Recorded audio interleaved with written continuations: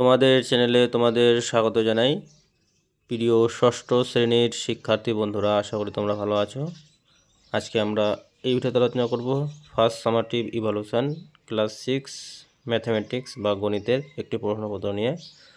তো দেখো, তোমাদের পূর্ণমান 30, সময় হলো 1 ঘন্টা। একের দাগে বলা আছে সঠিক উত্তরটি বেছে নিয়ে লেখো। এখানে 10টি প্রশ্ন আছে। 10 নম্বর প্রথম প্রশ্ন কি দেওয়া আছে? 20 + 8 ভাগ 4 - 2 এর সরলতম মান। এর যদি আমরা সরলতম মান বার করতে চাই, তাহলে আমাদের বদমাস সূত্রটাকে ফলো করতে হবে। 20 আর 8 যোগ করলে হয় 28। 28কে প্রথমে 4 দিয়ে ভাগ করো বদমাসের নিয়ম অনুযায়ী, তাহলে 4 × 7 = 28। 7 থেকে 2 বিয়োগ করলে হয়ে যাবে আমাদের সঠিক উত্তর 5। তারপরে আছে 11 কোন সংখ্যার গুণনীয়ক? তো 11 11 121। ঠিক আছে, সঠিক উত্তর হবে কি 121। 54/81কে লঘিষ্ঠ আকারে প্রকাশ করলে হয়। তো লঘিষ্ঠ আকারে যদি প্রকাশ করি আমরা, তাহলে কাটাকাটি করে পাবো আমরা 2/3।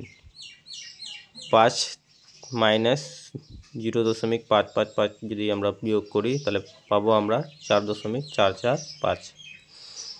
5-এর দাগে 1,11,08,041কে সংখ্যায় লিখলে হয়, এটা হয়ে যাবে 1,11,08,041। তারপর আর একটি সংখ্যা দেওয়া আছে, বলছে সংখ্যাটির 9-এর স্থানীয় মান। তো দেখো, 9-এর পরে কটা সংখ্যা আছে? 1 2 3 4 5। তো 9-এর পরে 5টা সংখ্যা এখানে আছে। ঠিক আছে, 79-এর সব থেকে কাছে 10-এর গুণ থেকে পূর্ণ সংখ্যা হবে কত? 70। আর 1 রোমান সংখ্যাকে হিন্দি আরবিক সংখ্যায় লিখলে হবে কত? 90। তারপরে আছে একে 3 দিয়ে গুণ কথাটিকে চিহ্ন ও প্রতীক দিয়ে সংখ্যামালা তৈরি করলে হয় কত হবে? 3a। তারপরে আছে 1 বছরের 3/4 অংশ। তাহলে 1 বছর = 12 মাস। তোমরা যদি এখানে 12 বসাও, তাহলে 4 × 3 = 12, তাহলে কত হয়ে যাবে? 9 মাস হয়ে যাবে। সঠিক উত্তর কত হয়ে যাবে? 9 মাস। তারপরে দেখো, ছোট থেকে বড় সাজাও 2.0। আচ্ছা, সবচেয়ে ছোট এখানে সংখ্যাগুলো আমি দেখতে পাচ্ছি 2.0 সবচেয়ে ছোট। তারপরে আছে তোমার এটা 2.005। তারপরে আছে 2.5।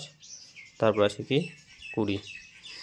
তারপরে আছে সূক্ষ্মকোণী ত্রিভুজ কাকে বলে? তো 90 ডিগ্রির ছোট কোণগুলোকে সূক্ষ্মকোণী, যে ত্রিভুজের একটি কোণের মান সূক্ষ্মকোণ বা 90 ডিগ্রি থেকে ছোট, তাকে সূক্ষ্মকোণী ত্রিভুজ বলা হবে। তারপরে দেওয়া আছে দুটি সংখ্যার গুণফল এত, একটি সংখ্যা 5 হলে অপরটি কত হবে? তো 5 দিয়ে এটাকে গুণ করলেই হয়ে যাবে। তো সংখ্যাটা হয়ে যাবে 5 × 3 = 15, আর এদিকে 5 × 5, যাই হোক 5 × 9 = 45, এরকমই হবে 3019, এরকম করেই সংখ্যাটা কিন্তু আসবে। তারপরে আছে 6-এর দাগে এতকে সব থেকে কাছের হাজারের গুণিতকে পূর্ণ সংখ্যায় প্রকাশ করো। তো প্রিয় ষষ্ঠ শ্রেণীর শিক্ষার্থী বন্ধুরা, ভিডিওটি ছিল এই পর্যন্তই। ধন্যবাদ।